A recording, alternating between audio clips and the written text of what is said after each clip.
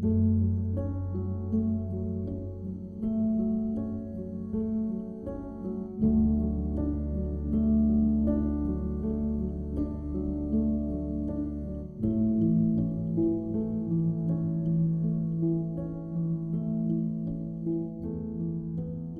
Phantom Rickshaw by Rudyard Kipling. May no ill dreams disturb my rest, nor powers of darkness me molest. Evening Hymn.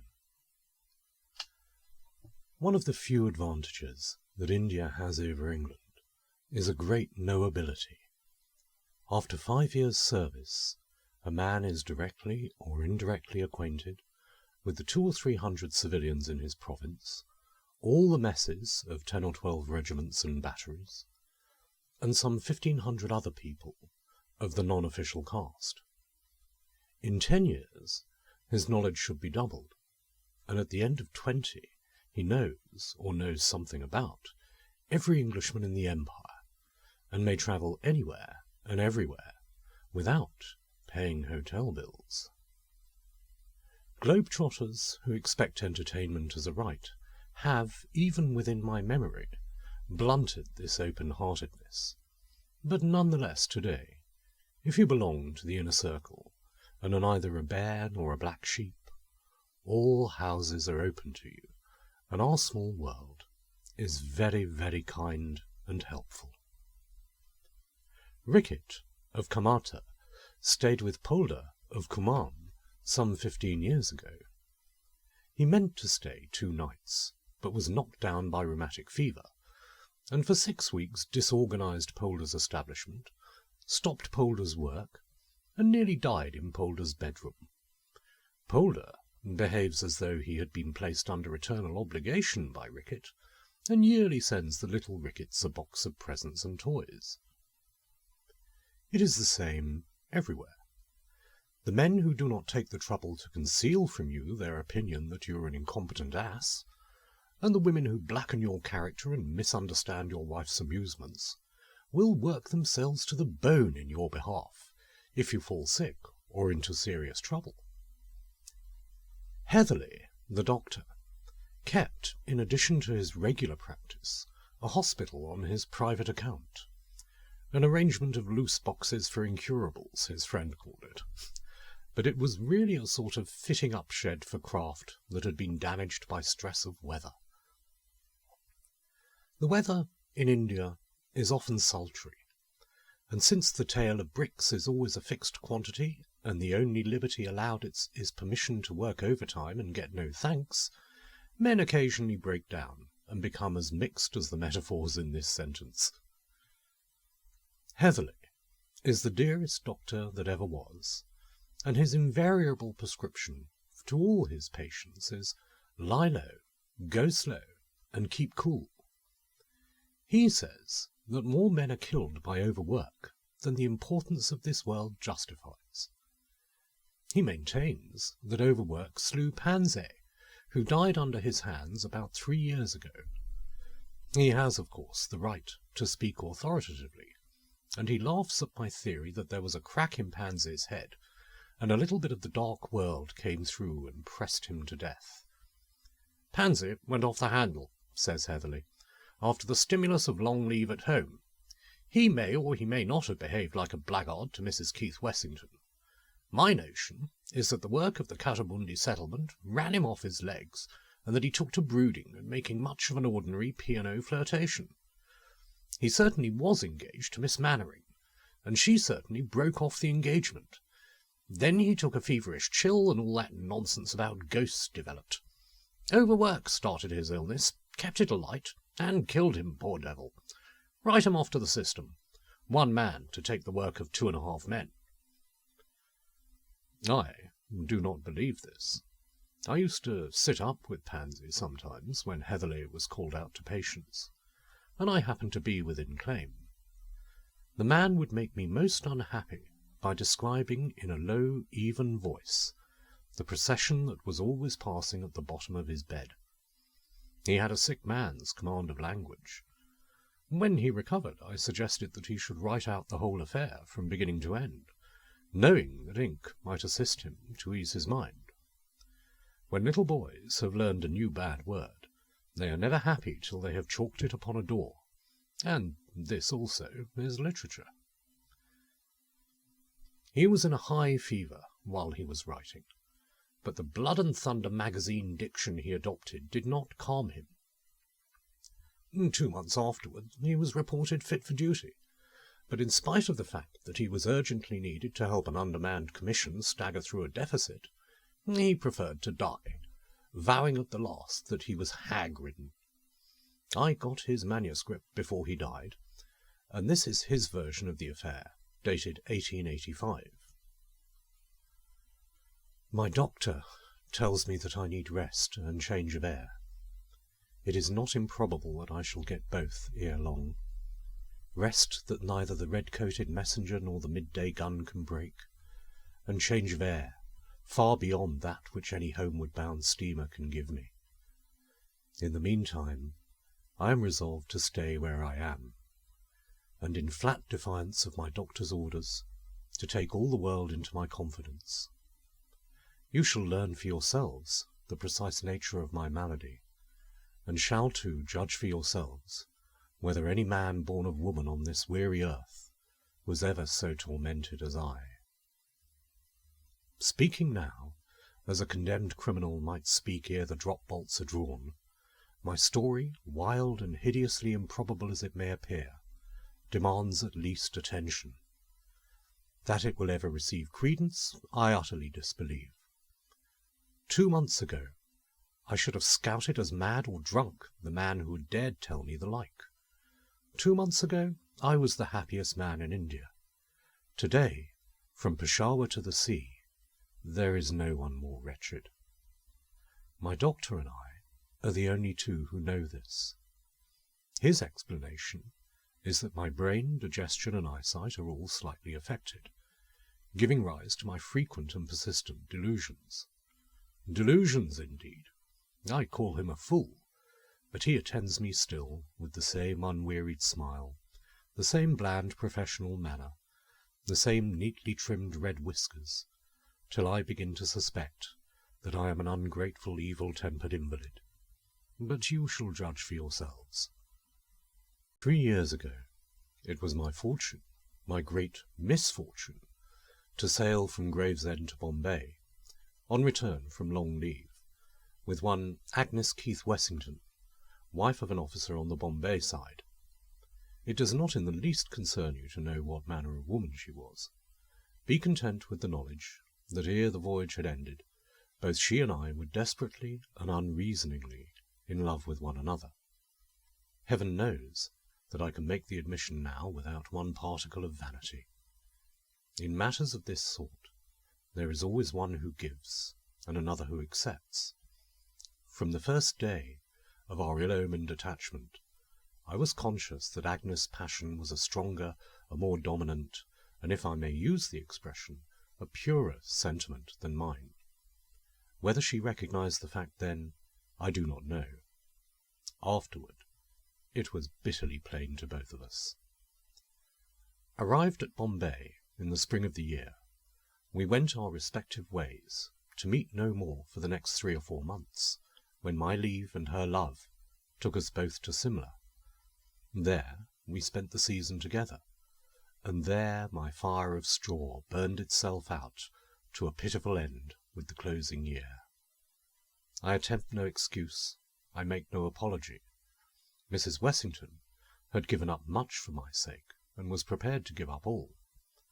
From my own lips, in August 1882, she learned that I was sick of her presence, tired of her company, and weary of the sound of her voice. 99 women out of 100 would have wearied of me as I wearied of them. 75 of that number would have promptly avenged themselves by active and obtrusive flirtation with other men. Mrs. Wessington was the 100th. On her neither my openly expressed aversion, nor the cutting brutalities with which I garnished our interviews, had the least effect. "Jack, darling," was her one eternal cuckoo cry. "I'm sure it's all a mistake, a hideous mistake, and we'll be good friends again some day. Please forgive me, Jack dear." I was the offender, and I knew it. That knowledge transformed my pity into passive endurance, and eventually into blind hate. The same instinct, I suppose, which prompts a man to savagely stamp on the spider he has but half killed. And with this hate in my bosom, the season of 1882 came to an end. Next year we met again at Simla, she with her monotonous face and timid attempts at reconciliation, and I with loathing of her in every fibre of my frame. Several times I could not avoid meeting her alone, and on each occasion her words were identically the same, still the unreasoning wail that it was all a mistake, and still the hope of eventually making friends. I might have seen, had I cared to look, that that hope only was keeping her alive. She grew more wan and thin month by month. You will agree with me, at least, that such conduct would have driven anyone to despair. It was uncalled for, childish, unwomanly. I maintain that she was much to blame. And again, sometimes in the black, fever-stricken night watches, I began to think that I might have been a little kinder to her. But that really is a delusion. I could not have continued pretending to love her when I didn't, could I? It would have been unfair to us both. Last year we met again, on the same terms as before, the same weary appeal and the same curt answers from my lips. At least I would make her see how wholly wrong and hopeless were her attempts at resuming the old relationship. As the season wore on, we fell apart. That is to say, she found it difficult to meet me, for I had other and more absorbing interests to attend to. When I think it over quietly in my sick room, the season of 1884 seems a confused nightmare wherein light and shade were fantastically intermingled. My courtship of little Kitty Mannering, my hopes, doubts, and fears, our long rides together, my trembling avowal of attachment, her reply, and now and again a vision of a white face flitting by in the rickshaw with the black and white liveries I once watched for so earnestly, the wave of Mrs. Wessington's gloved hand, and when she met me alone, which was but seldom, the irksome monotony of her appeal. I loved Kitty Mannering, honestly, heartily loved her, and with my love for her grew my hatred for Agnes. In August, Kitty and I were engaged. The next day I met those accursed magpie Jampanis at the back of Jacko, and moved by some passing sentiment of pity, stopped to tell Mrs. Wessington everything. She knew it already. "So I hear you're engaged, Jack dear." Then, without a moment's pause, "I'm sure it's all a mistake, a hideous mistake. We shall be as good friends some day, Jack, as we ever were." My answer might have made even a man wince. It cut the dying woman before me like the blow of a whip. "Please forgive me, Jack. I didn't mean to make you angry, but it's true, it's true." And Mrs. Wessington broke down completely. I turned away and left her to finish her journey in peace, feeling, but only for a moment or two, that I had been an unutterably mean hound. I looked back and saw that she had turned her rickshaw with the idea, I suppose, of overtaking me. The scene and its surroundings were photographed on my memory. The rain-swept sky, we were at the end of the wet weather, the sodden, dingy pines, the muddy road, and the black powder-riven cliffs formed a gloomy background against which the black and white liveries of the Jumpanies, the yellow-panelled rickshaw, and Mrs. Wessington's down-bowed golden head stood out clearly. She was holding her handkerchief in her left hand, and was leaning back exhausted against the rickshaw cushions. I turned my horse up a bypath near the Sanjali Reservoir, and literally ran away. Once I fancied I heard a faint call of "Jack." This may have been imagination. I never stopped to verify it.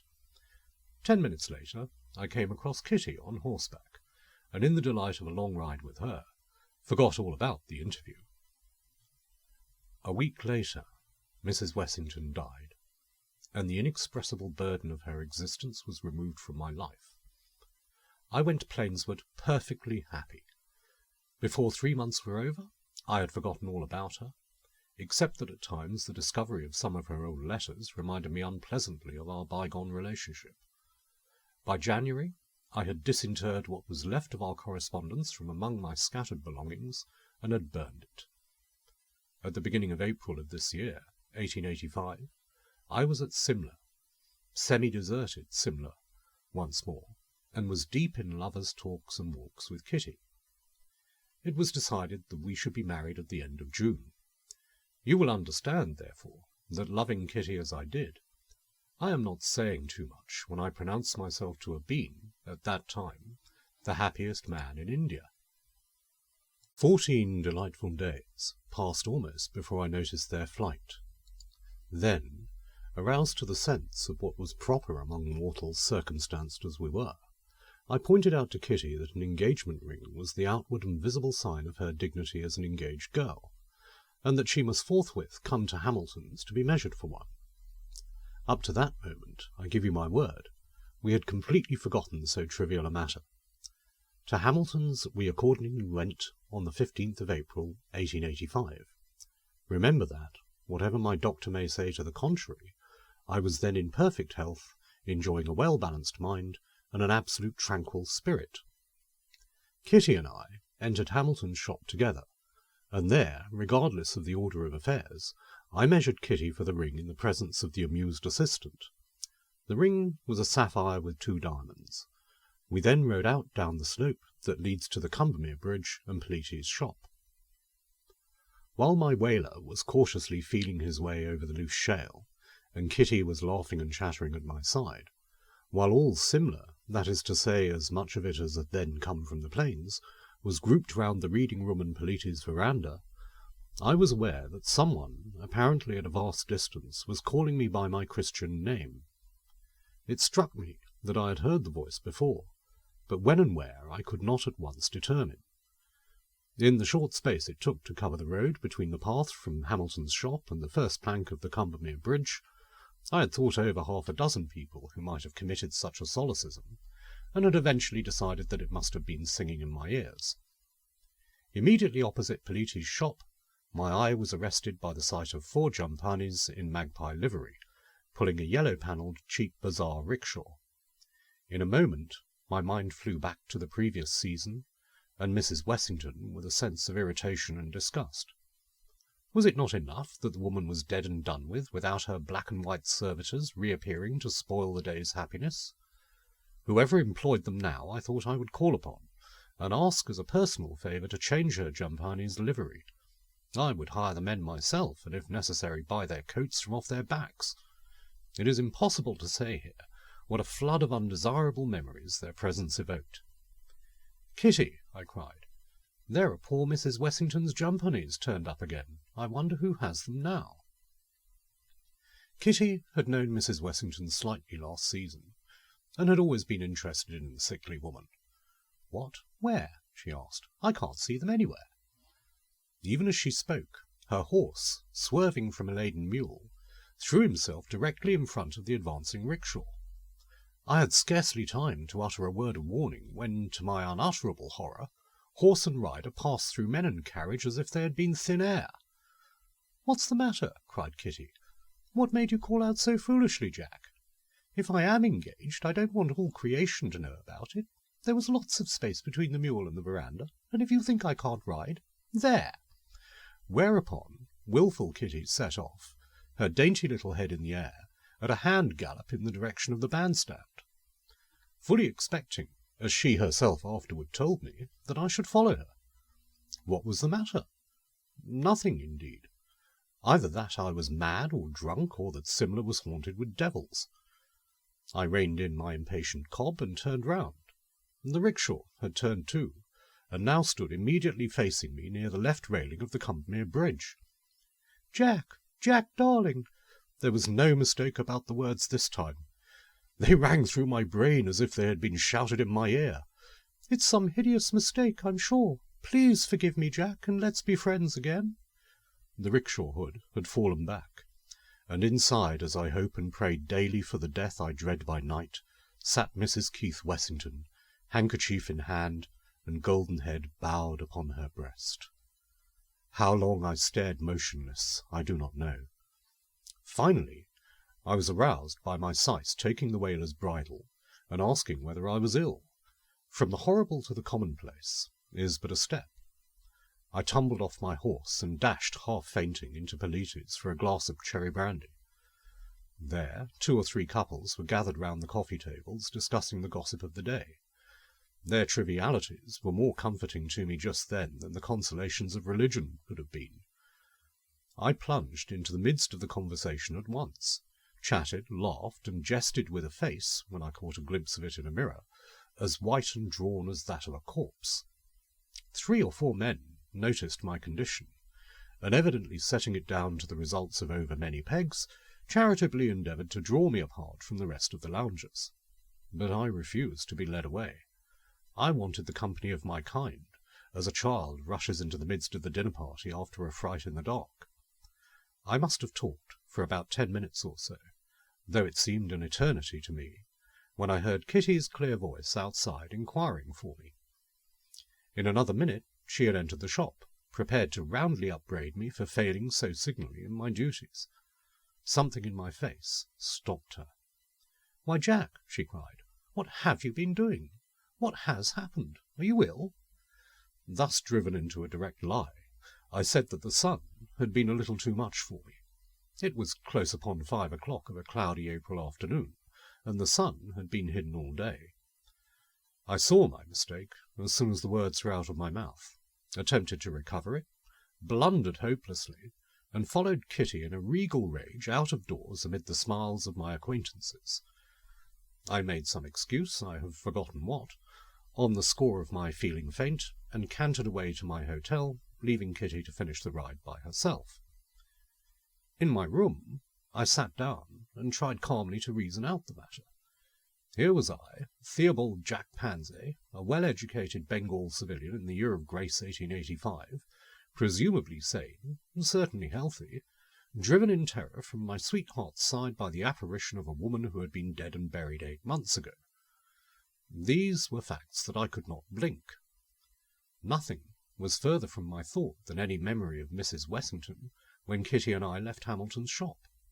Nothing was more utterly commonplace than the stretch of wall opposite Polites.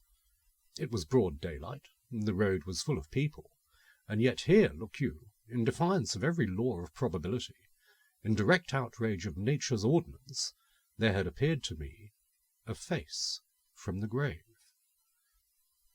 Kitty's Arab had gone through the rickshaw, so that my first hope that some woman marvellously like Mrs. Wessington had hired the carriage and the coolies with their old livery was lost. Again and again I went round this treadmill of thought, and again gave up baffled and in despair.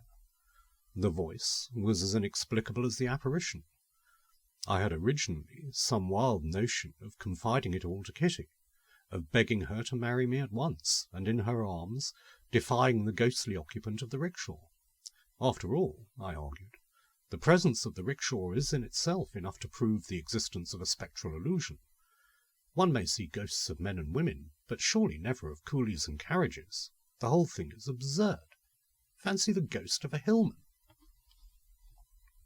Next morning, I sent a penitent note to Kitty, imploring her to overlook my strange conduct of the previous afternoon. My divinity was still very wroth, and a personal apology was necessary. I explained, with a fluency born of night-long pondering over a falsehood, that I had been attacked with sudden palpitation of the heart, the result of indigestion. This eminently practical solution had its effect, and Kitty and I rode out that afternoon with the shadow of my first lie dividing us. Nothing would please her save a canter round Jaco. With my nerves still unstrung from the previous night, I feebly protested against the notion, suggesting Observatory Hill, Jutog, the Ballygunge Road, anything rather than the Jaco round. Kitty was angry and a little hurt, so I yielded from fear of provoking further misunderstanding, and we set out together toward Chota Simla. We walked a greater part of the way, and according to our custom, cantered from a mile or so below the convent to the stretch of level road by the Sanjali Reservoir. The wretched horses appeared to fly, and my heart beat quicker and quicker as we neared the crest of the ascent. My mind had been full of Mrs. Wessington all the afternoon, and every inch of the Jacko road bore witness to our old-time walks and talks. The boulders were full of it. The pines sang it aloud overhead. The rain-fed torrents giggled and chuckled unseen over the shameful story, and the wind in my ears chanted the iniquity aloud. As a fitting climax, in the middle of the level men call the Ladies' Mile, the horror was awaiting me. No other rickshaw was in sight, only the 4 black and white jumpanese, the yellow-panelled carriage, and the golden head of the woman within, all apparently just as I had left them 8 months and 1 fortnight ago. For an instant I fancied that Kitty must see what I saw. We were so marvellously sympathetic in all things. Her next words undeceived me. "Not a soul in sight. Come along, Jack, and I'll race you to the reservoir buildings." Her wiry little Arab was off like a bird, my whaler following close behind, and in this order we dashed under the cliffs. Half a minute brought us within 50 yards of the rickshaw. I pulled my whaler and fell back a little. The rickshaw was directly in the middle of the road, and once more the Arab passed through it, my horse following. "Jack, Jack dear, please forgive me," rang with a wail in my ears, and after an interval, "It's a mistake, a hideous mistake." I spurred my horse like a man possessed. When I turned my head at the reservoir works, the black and white liveries were still waiting, patiently waiting, under the grey hillside, and the wind brought me a mocking echo of the words I had just heard. Kitty bantered me a good deal on my silence throughout the remainder of the ride. I had been talking up till then wildly and at random. To save my life I could not speak afterward naturally, and from Sanjowlie to the church wisely held my tongue. I was to dine with the Mannerings that night, and had barely time to canter home to dress. On the road to Elysium Hill, I overheard 2 men talking together in the dusk. "It's a curious thing," said one, "how completely all trace of it disappeared. You know my wife was insanely fond of the woman, never could see anything in her myself, and wanted me to pick up her old rickshaw and coolies if they were to be got for love or money.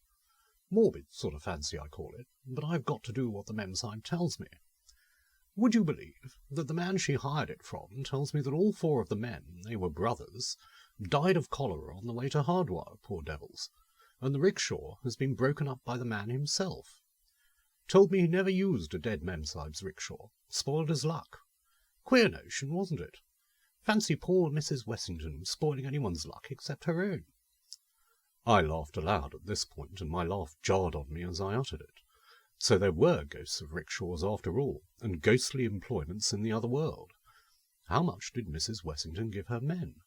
What were their hours? Where did they go? And, for visible answer to my last question, I saw the infernal thing blocking my path in the twilight. The dead travel fast, and by short cuts unknown to ordinary coolies. I laughed aloud a second time, and checked my laughter suddenly, for I was afraid I was going mad. Mad, to a certain extent, I must have been, for I recollect that I reined in my horse at the head of the rickshaw, and politely wished Mrs. Wessington good evening. Her answer was one I knew only too well. I listened to the end, and replied that I had heard it all before, but should be delighted if she had anything further to say. Some malignant devil stronger than I must have entered into me that evening, for I have a dim recollection of talking the commonplaces of the day for 5 minutes to the thing in front of me. "Mad as a hatter, poor devil, or drunk. Max, try to get him to come home." Surely that was not Mrs. Wessington's voice. The 2 men had overheard me speaking to the empty air, and had returned to look after me. They were very kind and considerate, and from their words evidently gathered that I was extremely drunk. I thanked them confusedly and cantered away to my hotel, there changed, and arrived at the Mannerings 10 minutes late. I pleaded the darkness of the night as an excuse, was rebuked by Kitty for my unlover-like tardiness, and sat down. The conversation had already become general, and under cover of it I was addressing some tender small talk to my sweetheart, when I was aware that at the further end of the table a short red-whiskered man was describing with much broidery his encounter with a mad unknown that evening. A few sentences convinced me that he was repeating the incident of half an hour ago. In the middle of the story, he looked round for applause, as professional storytellers do, caught my eye, and straightway collapsed. There was a moment's awkward silence, and the red-whiskered man muttered something to the effect that he had forgotten the rest, thereby sacrificing a reputation as a good storyteller which he had built up for 6 seasons past. I blessed him from the bottom of my heart, and went on with my fish. In the fullness of time, that dinner came to an end, and with genuine regret I tore myself away from Kitty, as certain as I was of my own existence that it would be waiting for me outside the door. The red-whiskered man, who had been introduced to me as Dr. Heatherley of Simla, volunteered to bear me company as far as our roads lay together. I accepted his offer with gratitude. My instinct had not deceived me. It lay in readiness in the mall, and in what seemed devilish mockery of our ways with a lighted headlamp. The red-whiskered man went to the point at once, in a manner that showed he had been thinking over it all dinner-time. "I say, Pansy, what the deuce was the matter with you this evening on the Elysium Road?"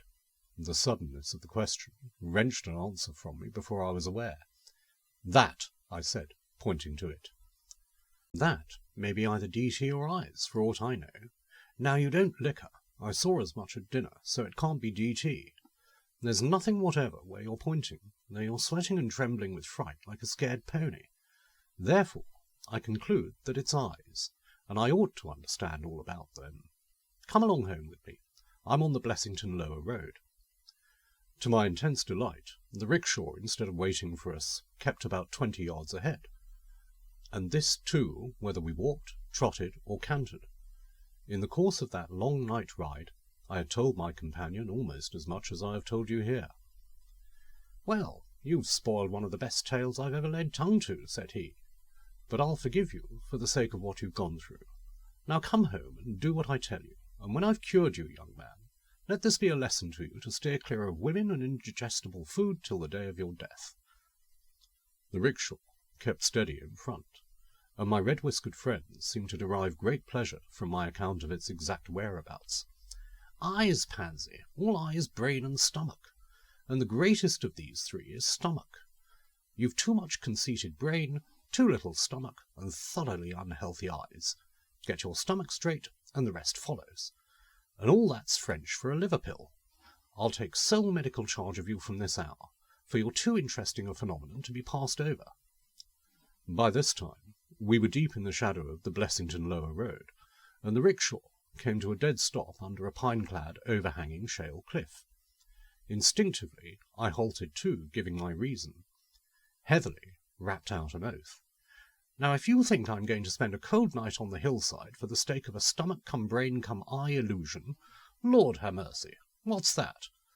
There was a muffled report, a blinding smother of dust just in front of us, a crack, the noise of rent boughs, and about 10 yards of the cliffside, pines, undergrowth and all, slid down into the road below, completely blocking it up. The uprooted trees swayed and tottered for a moment like drunken giants in the gloom, and then fell prone among their fellows with a thunderous crash. Our 2 horses stood motionless and sweating with fear. As soon as the rattle of falling earth and stone had subsided, my companion muttered, "Man, if we'd gone forward, we should have been 10 feet deep in our graves by now. There are more things in heaven and earth. Come home, Pansy, and thank God I want a peg badly." We retraced our way over the church ridge, and I arrived at Dr. Heatherley's house shortly after midnight. His attempts towards my cure commenced almost immediately, and for a week I never left his sight. Many a time in the course of that week did I bless the good fortune which had thrown me in contact with Simla's best and kindest doctor. Day by day my spirits grew lighter and more equable. Day by day, too, I became more and more inclined to fall in with Heatherley's spectral illusion theory, implicating eyes, brain, and stomach. I wrote to Kitty, telling her that a slight sprain caused by a fall from my horse kept me indoors for a few days, and that I should be recovered before she had time to regret my absence. Heatherley's treatment was simple to a degree, It consisted of liver pills, cold water baths, and strong exercise, taken in the dusk or at early dawn, for, as he sagely observed, a man with a sprained ankle doesn't walk a dozen miles a day, and your young woman might be wondering if she saw you. At the end of the week, after much examination of pupil and pulse, and strict injunctions as to diet and pedestrianism, Heatherly dismissed me as brusquely as he had taken charge of me. Here is his parting benediction. Man, I can certify to your mental cure, and that's as much as to say I've cured most of your bodily ailments. Now get your traps out of this as soon as you can, and be off to make love to Miss Kitty. I was endeavouring to express my thanks for his kindness. He cut me short. Don't think I did this because I like you. I gather that you behaved like a blackguard all through, but all the same you're a phenomenon, and as queer a phenomenon as you are a blackguard. No, checking me a second time, not a repeat, please. Go out and see if you can find the eyes, brain and stomach business again. I'll give you a lac for each time you see it. Half an hour later, I was in the Mannerings' drawing-room with Kitty, drunk with the intoxication of present happiness and the foreknowledge that I should never more be troubled with its hideous presence. Strong in the sense of my new-found security, I proposed a ride at once, and by preference a canter round Jacot. Never had I felt so well, so overladen with vitality and mere animal spirits, as I did on the afternoon of the 30th of April. Kitty was delighted at the change in my appearance, and complimented me on it, in her delightfully frank and outspoken manner. We left the Mannerings' house together, laughing and talking, and cantered along the Chota Simla road as of old. I was in haste to reach the Sanjauli reservoir, and there make my assurance doubly sure. The horses did their best, but seemed all too slow for my impatient mind. Kitty was astonished at my boisterousness. "Why, Jack," she cried at last, "you're behaving like a child. What are you doing?" We were just below the convent, and from sheer wantonness I was making my way a plunge and curvet across the road as I tickled it with the loop of my riding-whip. "Doing?" I answered. "Nothing, dear, that's just it. If you'd been doing nothing for a week except lie up, you'd be as riotous as I. Singing and murmuring in your feastful mirth, joying to feel yourself alive, lord over nature, lord of the visible earth, lord of the senses five." My quotation was hardly out of my lips before we had rounded the corner above the convent, and a few yards further on could see across to Sanjauli. In the centre of the level road stood the black and white liveries, the yellow-panelled rickshaw, and Mrs. Keith Wessington. I pulled up, looked, rubbed my eyes, and I believe must have said something. The next thing I knew was that I was lying face downward on the road with Kitty kneeling above me in tears. "Has it gone, child?" I gasped. Kitty only wept more bitterly. "Has what gone, Jack, dear? What does it all mean? There must be a mistake somewhere, Jack, a hideous mistake." Her last words brought me to my feet, mad, raving for the time being. "Yes, there's a mistake somewhere," I repeated. "A hideous mistake. Come and look at it."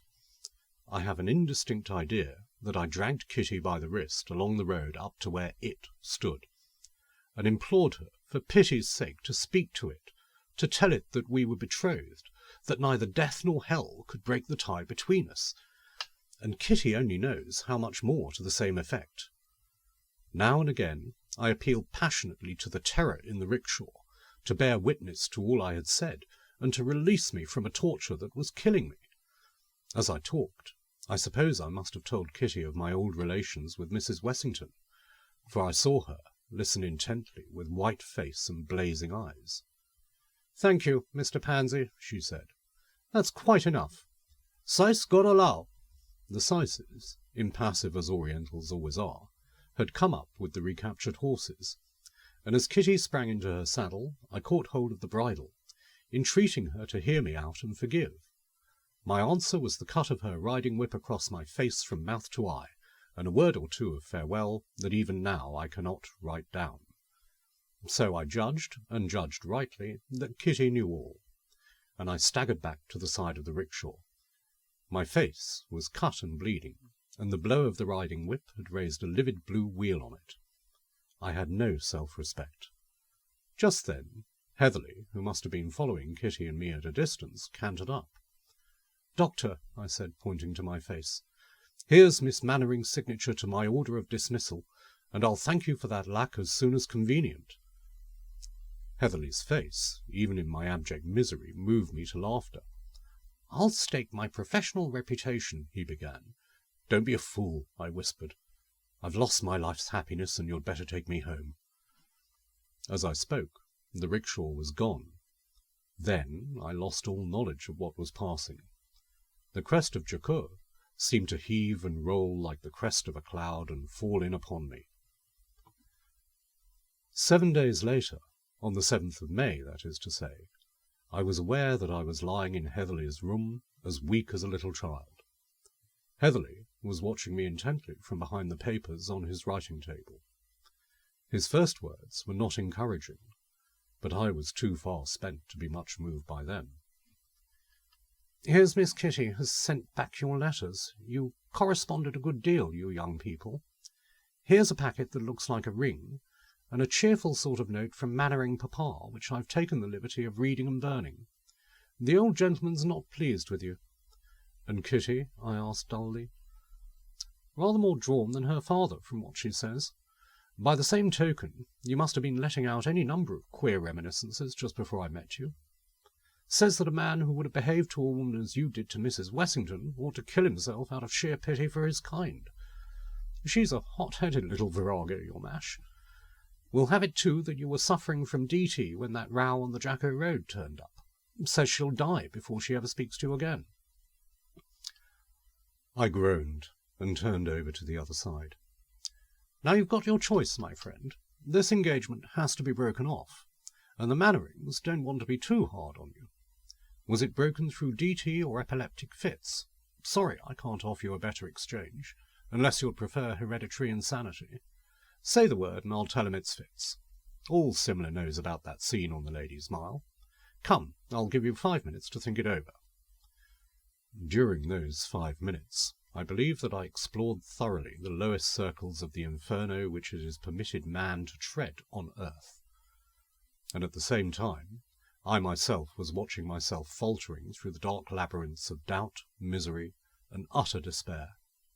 I wondered, as Heatherly in his chair might have wondered, which dreadful alternative I should adopt.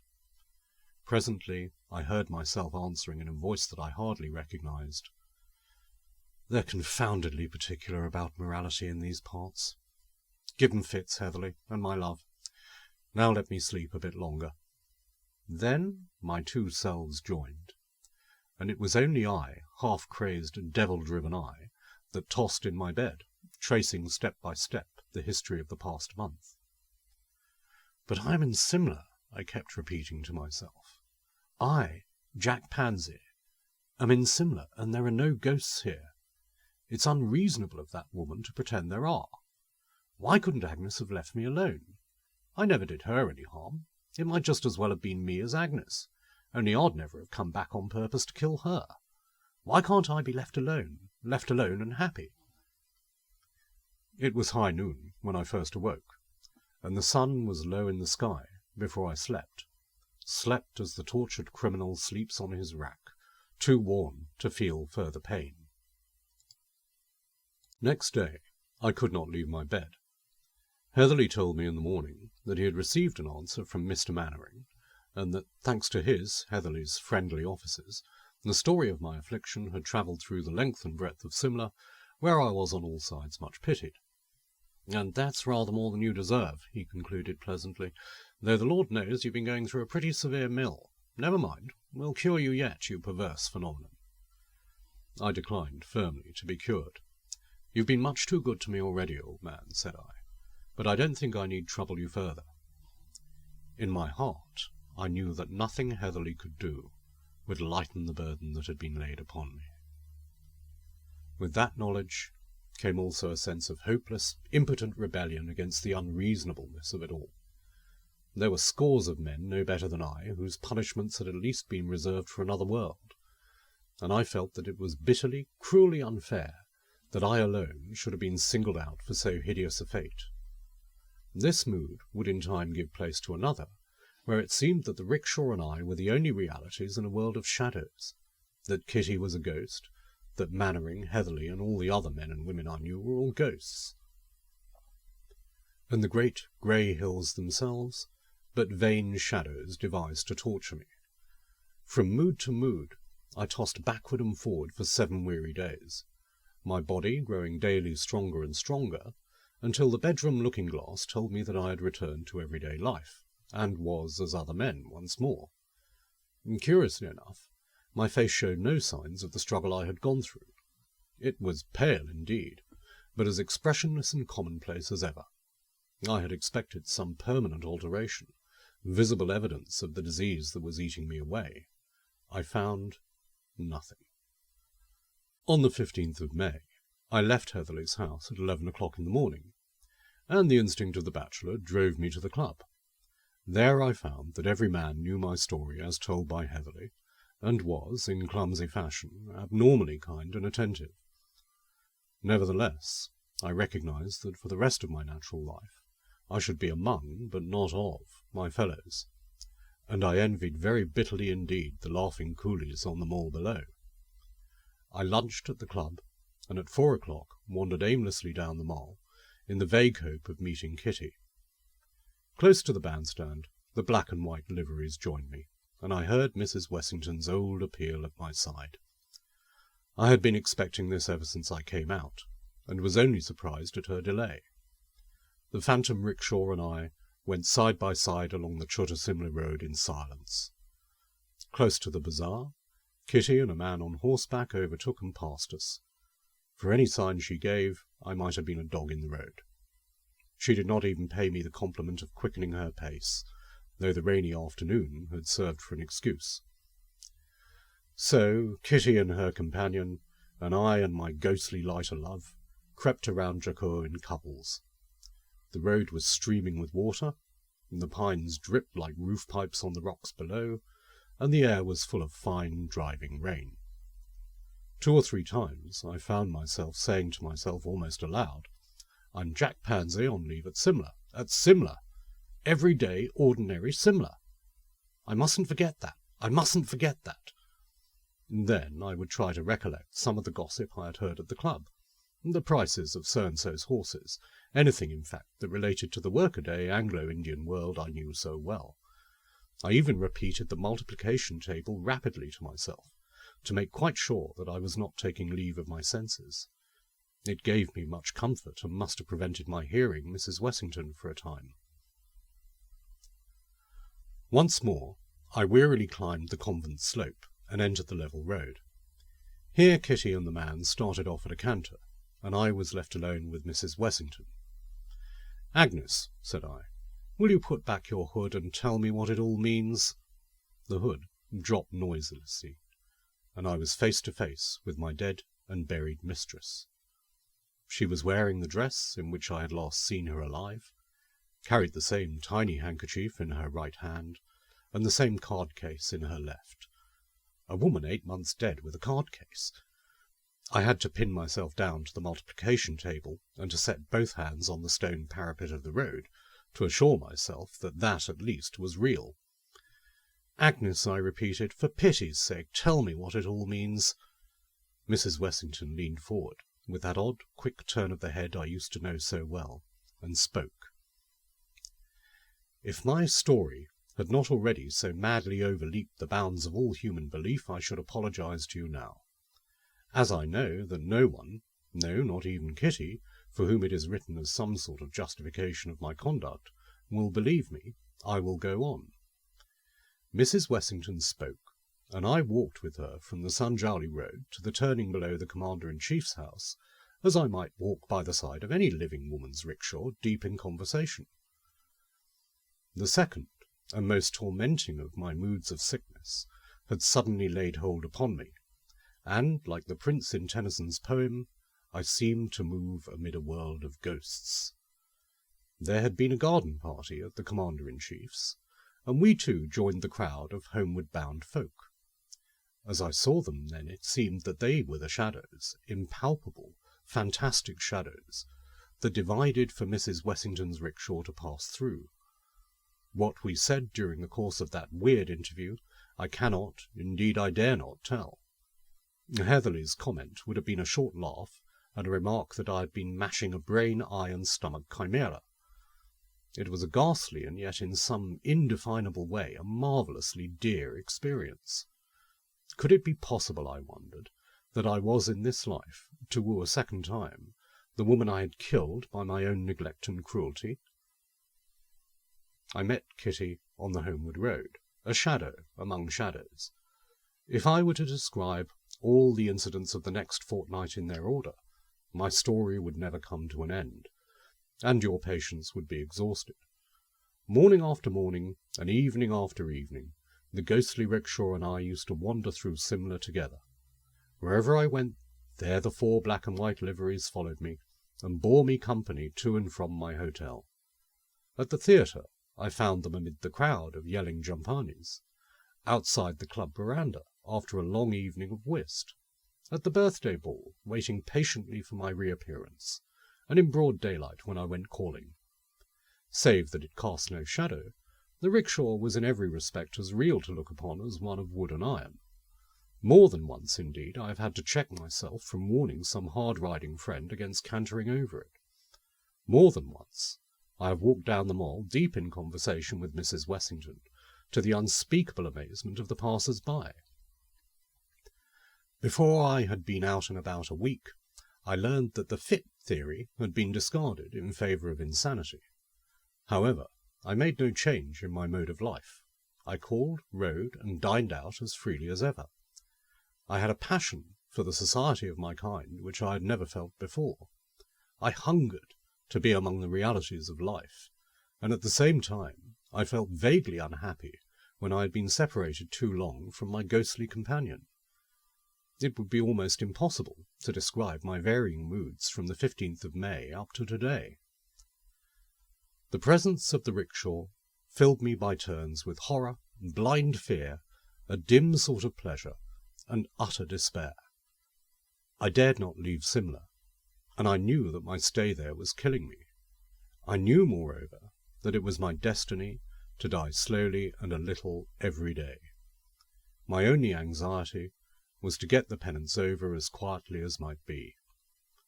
Alternately, I hungered for a sight of Kitty, and watched her outrageous flirtations with my successor, to speak more accurately my successors, with amused interest. She was as much out of my life as I was out of hers. By day I wandered with Mrs. Wessington almost content. By night I implored heaven to let me return to the world as I used to know it. Above all these varying moods lay the sensation of dull, numbing wonder that the seen and the unseen should mingle so strangely on this earth, to hound one poor soul to its grave. August the 27th. Heatherley has been indefatigable in his attendance on me, and only yesterday told me that I ought to send in an application for sick leave, an application to escape the company of a phantom, a request that the government would graciously permit me to get rid of 5 ghosts and an airy rickshaw by going to England. Heatherley's proposition moved me to almost hysterical laughter. I told him that I should await the end quietly at Simla, and I am sure that the end is not far off. Believe me that I dread its advent more than any word can say, and I torture myself nightly with 1,000 speculations as to the manner of my death. Shall I die in my bed decently, and as an English gentleman should die? Or, in one last walk on the Mall, will my soul be wrenched from me to take its place for ever and ever by the side of that ghastly phantasm? Shall I return to my old lost allegiance in the next world? Or shall I meet Agnes loathing her and bound to her side through all eternity? Shall we, too, hover over the scene of our lives till the end of time? As the day of my death draws nearer, the intense horror that all living flesh feels towards escaped spirits from beyond the grave grows more and more powerful. It is an awful thing to go down quick among the dead, with scarcely 1/2 of your life completed. It is 1,000 times more awful to wait as I do in your midst, for I know not what unimaginable terror. Pity me, at least, on the score of my delusion, for I know you will never believe what I have written here. Yet as surely as ever a man was done to death by the powers of darkness, I am that man. In justice, too, pity her, for as surely as ever woman was killed by man, I killed Mrs. Wessington, and the last portion of my punishment is ever now upon me.